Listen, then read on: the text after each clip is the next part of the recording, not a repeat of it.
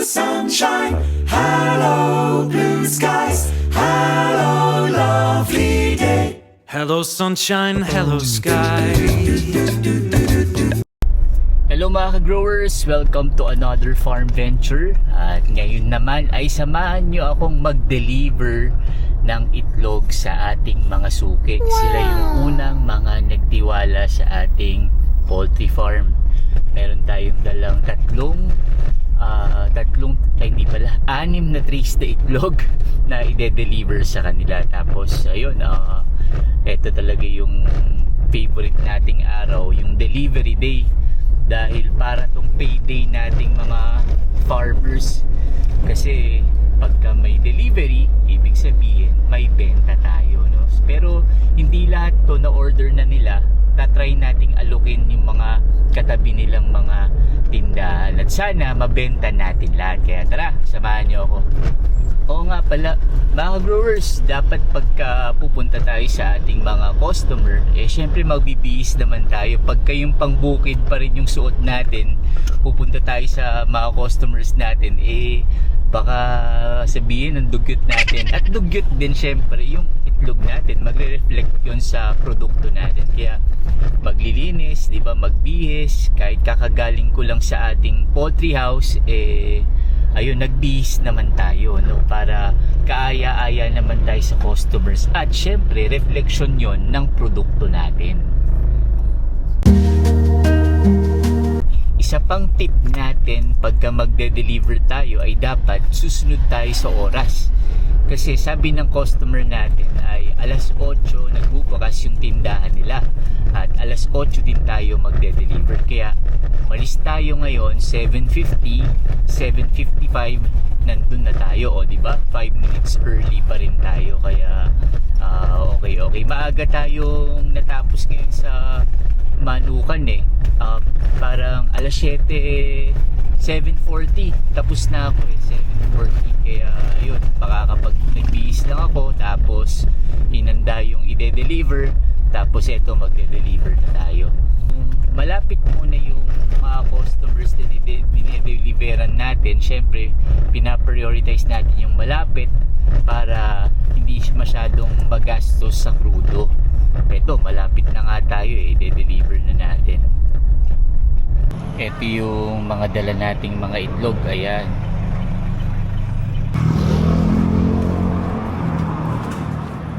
Ate, ito po 130 po. Opo, pulet po.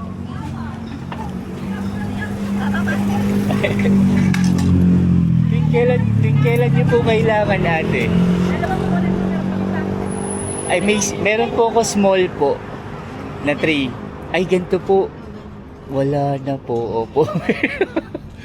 Bukas po ulit. Meron po. Sige po. Kailan niyo po kailangan, ate? Hindi kahit sa isang araw. Isa po, isang tray sa isang araw po. Ay, hindi. Every other day po. Sige po. Meron pa ako doon dalawa. Okay po, sige po. Thank you, ate. Thank you po. Yan, na-deliver natin. Thank you, ate. Thanks. Thank you, ka Irene. Ayun. So, ayun.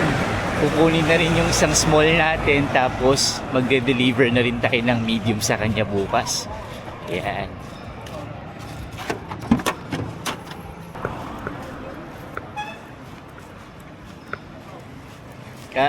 Ka Irene, thank you.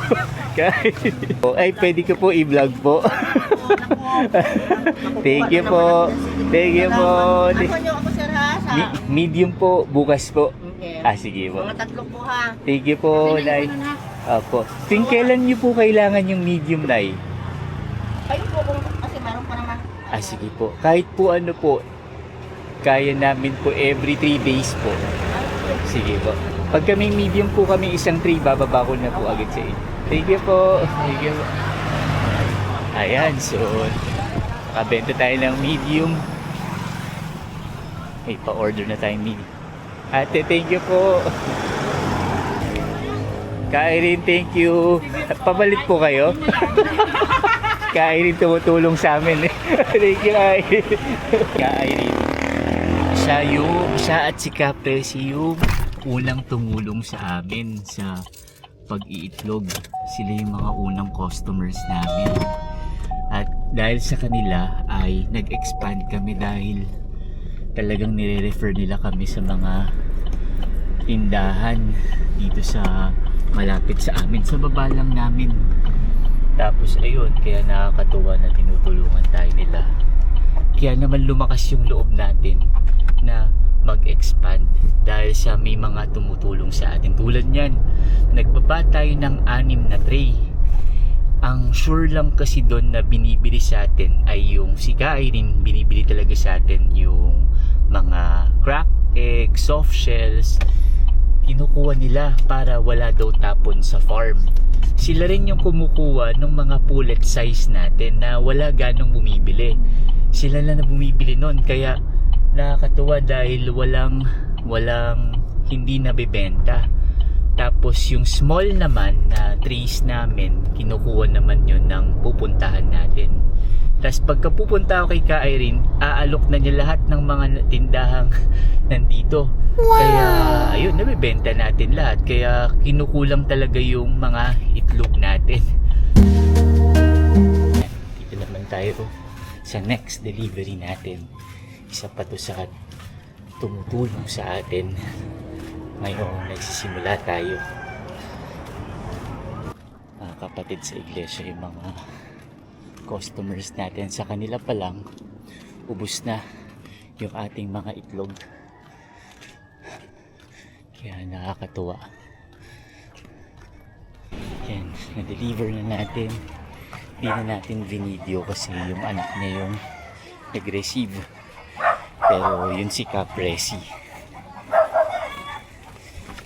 Yan, si Capresi, siya naman kumukuha ng mga small sizes natin na itlog. Talagang regular na kumukuha sa atin. Kaya, ayun, kaya, yun. Ubus na naman yung itlog natin. Kaya, tapos na tayo. Na-deliver na natin lahat ng itlog.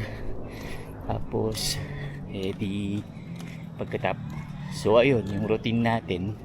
Pagkatapos natin sa poultry, mayroon na tayo ibang magagawa tulad ng mag-sort, mag-deliver. Ayan, ngayon ginawa natin, nag-deliver tayo. Carlos, hello po. Nag-deliver tayo. Si Carlos din siya, kumukuha rin sila sa atin ng itlog. Kaya sila yung mga unang kumukuha sa atin. Pauwi na tayo. Yun na yung payday natin na nakapag-deliver tayo. So, re-remit na natin sa finance kay mommy yung ating mga benta.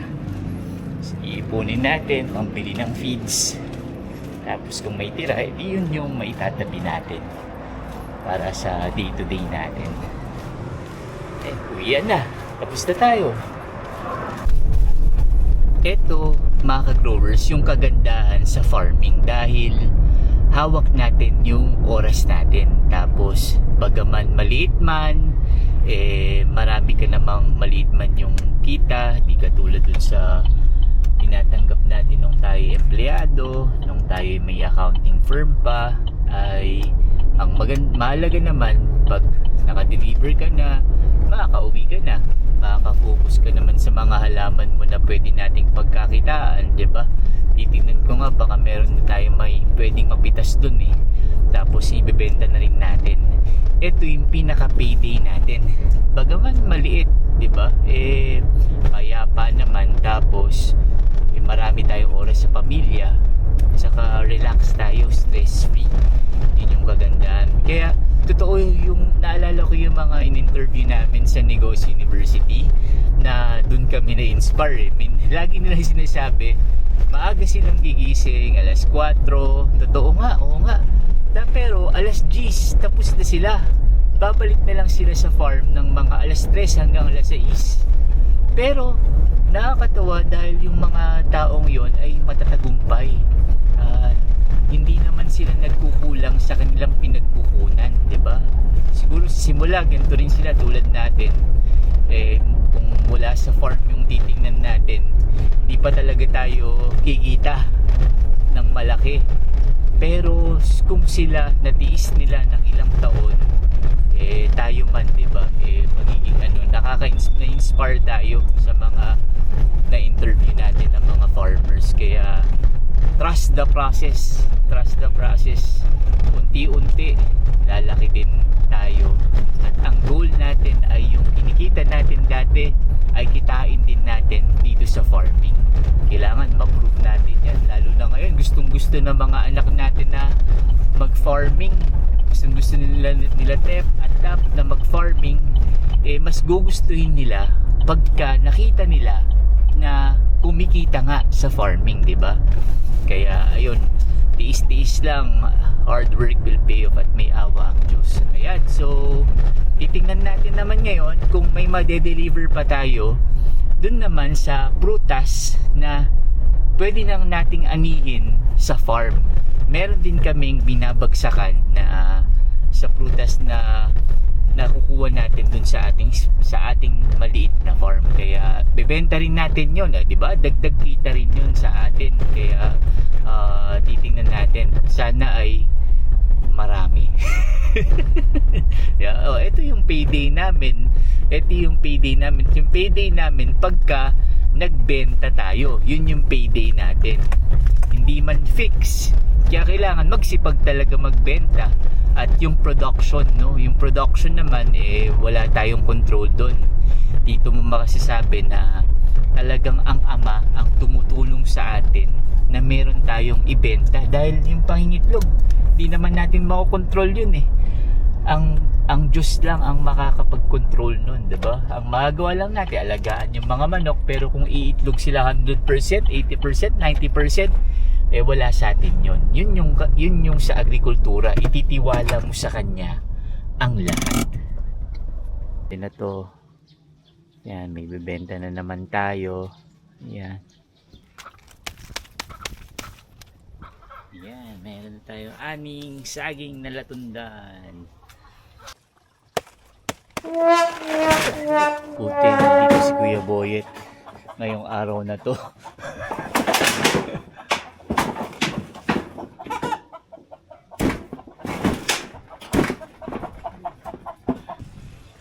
Bah, malaki-laki rin to. Ayan, oh. Meron tayong saba. Meron pa tayong latundan. Pero tingnan natin kung gusto nila mommy ng sabat latundan. Pabahagi muna siguro tayo. Pero we need cash. We need cash.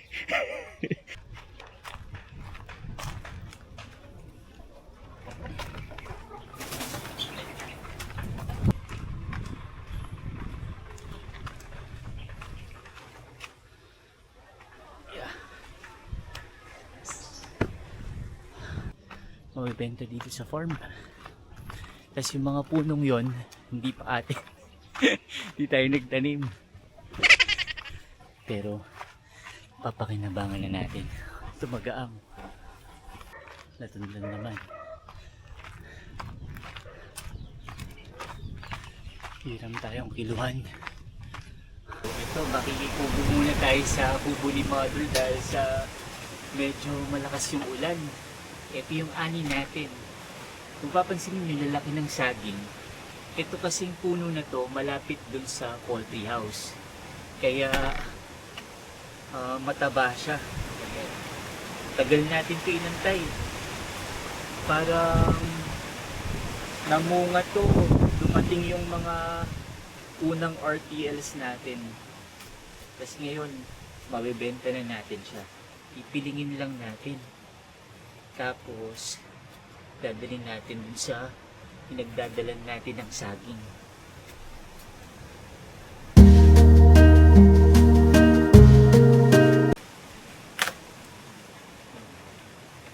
Lalaki, oh. Lalaki, oh. Oh. Damage. Tatanggalin natin. Tulad nito. Yan. Tatanggalin sa baboy na yan ni Kuya Alan. Special mention lagi si Kuya Alan, di ba? Pwede na tayo. Pwede na natin. Oh, aray, ang bigat. So, eto. Atin na to. Pang merienda natin. Yung matagal nating tinitingala na bunga sa puno. O, ngayon, kakainin na natin siya. Bebenta tayo ng saging. In-harvest natin kanina. As usual, nagbihis ulit tayo. Kasama natin si Mommy. Gusto ito ka dati. Hello, siya peped.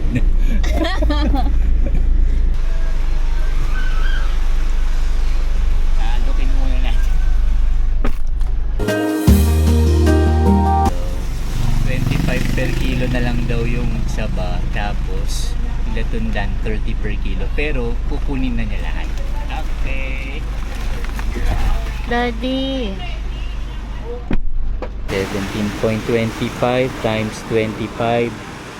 431.25 po yung saba plus 4 times 30 25. 551.25 po na yun. Ano po naman? 551.25. 550 na lang po. 550 na lang. Sige po, opo. Display na yung mga saging natin. Yan, nakabenta tayo na 550. Yay! 550 pesos. Ang mabili daw lagi sa kanila ay itlog. Yan. Wow! Nagpaparamdam Supply na natin naman yung siya. itlog na yan. Kaya lang, Lords, gusto ni nanay. Sabi ko, try niya yung medium natin. Large pa rin gusto niya kasi large daw yung mabili. Okay. Talaga, naaano pa nila yun, no? Ng buyer? Yes. So, nakikita ano pa pa nila, nakikita pa nila. Paano kaya Yung- nila yung tinitimba? Oo nga, no? Mas malaki ba talaga yun pag niluluto? Tapos, next na mabili, yung pinaplano natin, tilapia. Oh. Araw-araw. Ubus. Pero sila, may nagsusupply lang din sa kanila? May nagsusupply Ah, okay. lang din sa kanila. At syempre, gulay Okay. na Tagalog. Tagalog na talong, Tagalog na pepino. Okay. Yun yung mabenta dito pala sa area na to. Kaya, check. Itlog, tilapia, check. Gulay. Kasi, ewan ko, mas masarap ba yung Tagalog? Ewan ko rin. Hindi ko pa rin alam. Iba talaga ang mga Tagalog. Pero yung pepino, sa dami nating pepino sa Pagilaw, talagang inalok ko kasi yun. Kaya alam ko talaga na ang difference daw ay parang apple yung pepinong Tagalog. Tapos, hindi mo na kailangang palatan. Unas lang, kakainin na nila. Kasi ang target dito sa area na to, yung mga nagtatrabaho sa shipyard. Kaya, yun na yung snacks nila. Yun na rin yung almusal nila. Yun na Talaga? Oo. Yung pepino. Ang healthy nila, no? Yes. Yung snacks, pipino. Nag-alok ako dito, sa San dyan sa may bolo. Dyan sa baba, sa mga talipapa sa baba. Yun yung laging sinasabi nila. Ayaw nila ng cucumber na green. Kaya, dapat, bago magtanim, alamin muna talaga yung market. Correct. Madali kasi magtanim. Correct. Pero pag nandyan na, hindi mo na alam kung saan mo ibibenta, kung anong gagawin mo. Doon ka ma-stress. Bali wala yung hirap mo sa pagtatanim. Hirap pa. Yun nga yung saging, ilang buwan natin yung inantay, di ba? Oo. Tapos, yun. Pero at least, na-encash mo na 550, may 550 tayo. Diba? So, ayan. Nakapag-deliver tayo ng itlog sa umaga. Nakapag-deliver tayo sa hapon ng saging. Yan yung payday natin. Pagka nakapag-deliver tayo. Diba? So, yun. Sana, sa mga susunod na deliver ay marami na tayong dinideliver para talagang paldo. Sulit tayo. ang Sulit yung gasolina. gasolina, sulit yung buhat, tapos